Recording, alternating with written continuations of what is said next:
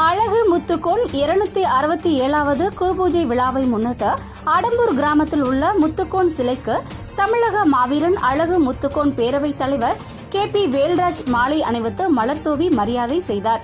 புதுக்கோட்டை மாவட்டம் ஆவுடையார்கோவில் அடுத்த ஆடம்பூர் கிராமத்தில் அழகு முத்துக்கோன் சிலை உள்ளது.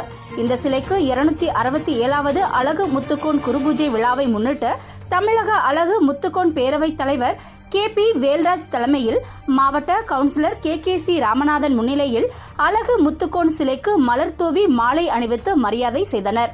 இந்த நிகழ்ச்சியில் அறந்தாங்கி, மணமேல்குடி, ஆவுடையார்கோவில் அழகு முத்துக்கோன் பேரவை உறுப்பினர்கள் என பலர் கலந்து கொண்டு மலர் தூவி மரியாதை செய்தனர்.